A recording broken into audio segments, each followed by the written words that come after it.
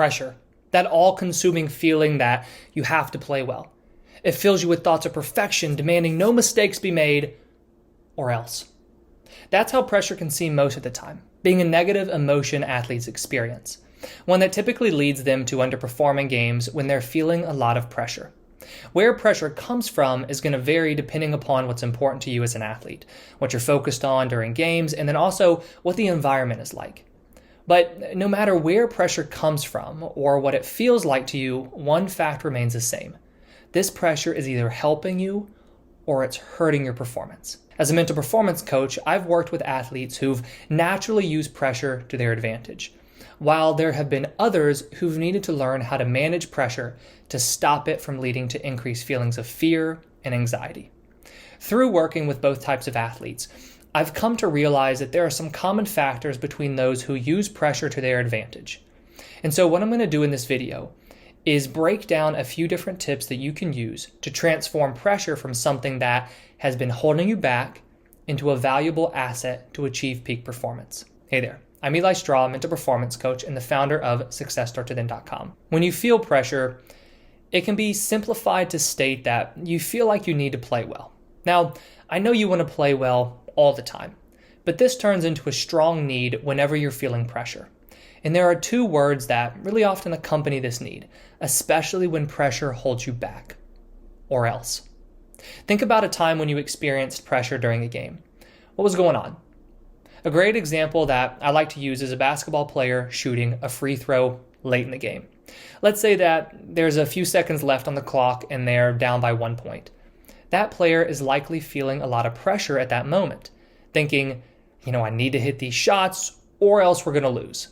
This or else will typically involve a negative consequence occurring as a result of you failing in the pressure-filled moment.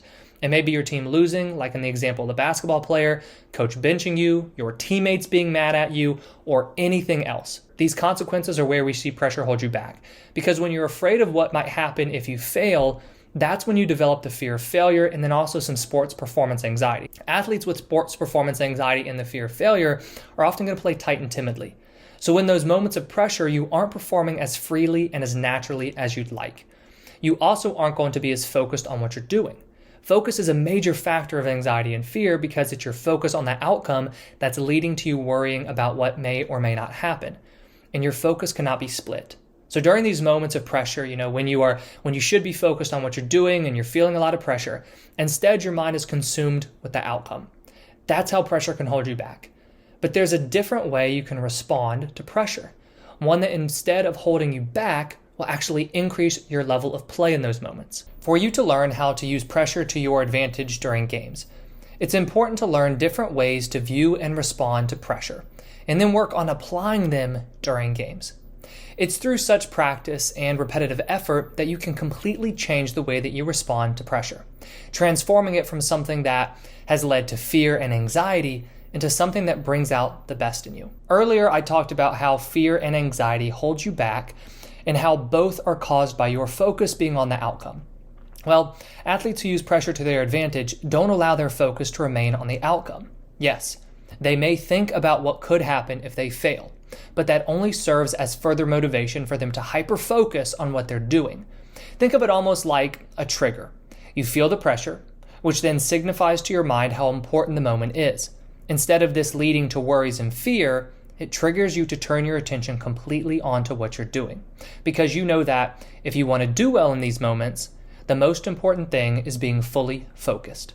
So when you're feeling pressure, use that pressure to remind yourself that you need to turn your attention and focus onto what you're doing and let go of the outcome. When I was playing baseball, I didn't exactly look at pressure in a great way, mainly because I saw it as something to be afraid of. I knew how important these moments were, but I desperately did not want to fail in these moments either. Since I experienced a lot of fear and anxiety in these moments, they weren't exactly times I was thrilled to be in. Have you ever felt that way? Well, here's the thing. Athletes who perform well under pressure are excited by pressure. They love those moments where the game is theirs to either win or lose. To them, it gives them an extra boost of motivation they need. The cool part is this is something that you can train in yourself. The beliefs we hold in relation to specific situations are formed through our own thoughts. Over the years, if you've thought about pressure as something to fear or thought of yourself as someone who doesn't play well under pressure, then the belief you hold is that pressure is bad. However, if you were to change your thinking and begin telling yourself how much you love pressure and how fun it is to be in those moments, slowly your beliefs will change. So work on reframing how you view pressure. Change it from something to fear to a moment of excitement and an opportunity to show everyone the player that you know you can be. While it's great to feel like a pressure situation is more important than any other moment during the game, especially if that leads you to increase your focus and to have more motivation to play well, that doesn't mean what you're doing needs to be approached any differently.